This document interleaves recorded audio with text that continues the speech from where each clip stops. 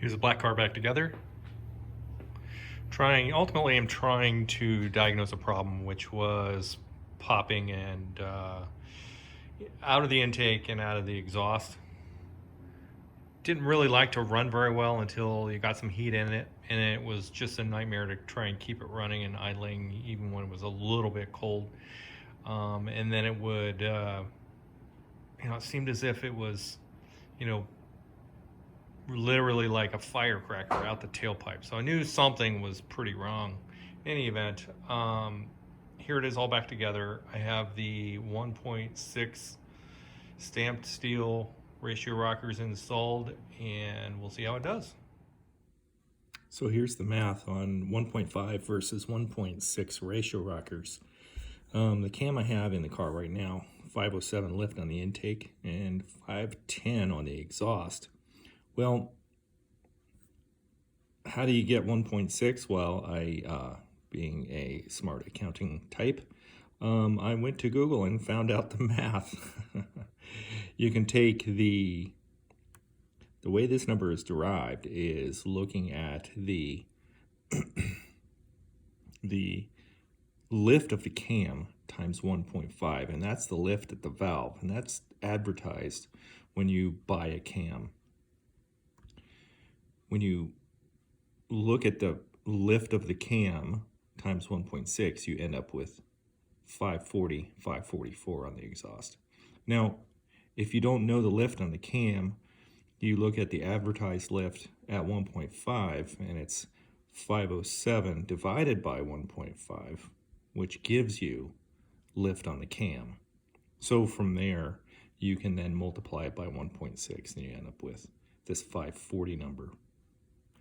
You can see the duration is 240, 246 at 50 with a 110 LSA, which is fairly tight, I guess. And the number from Comp Cams is an XE 284, which is a little hotter than most people use, but that's fine. We're using it in a naturally aspirated situation.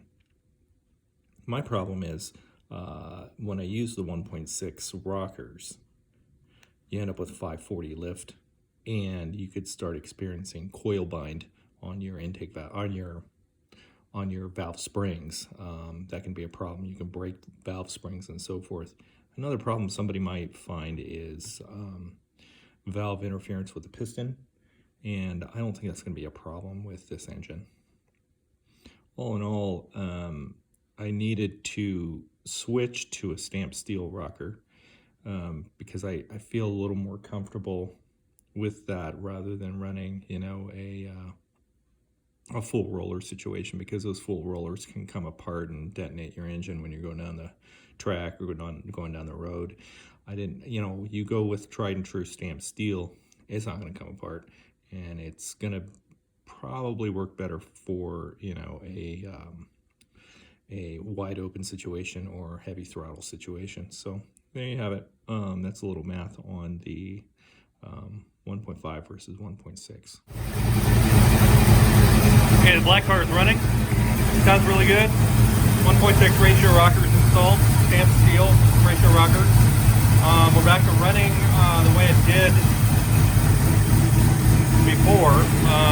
When it went dynoed in, it ran like this in Bonneville, idled really well, and all the rest. I think at the end of the day, what I had was a bad ignition module. I, swapped the carb out, rechecked the valve adjust, and swapped out the distributor, and ultimately swapping out the distributor really made a big difference. Also swapped out the spark plugs for the Bosch plugs instead of the shorty aftermarket ones I had in there. I wasn't very confident in those. In any event, so the next plan is to swap back out that distributor and put a new control module in it. In any event, there you have it.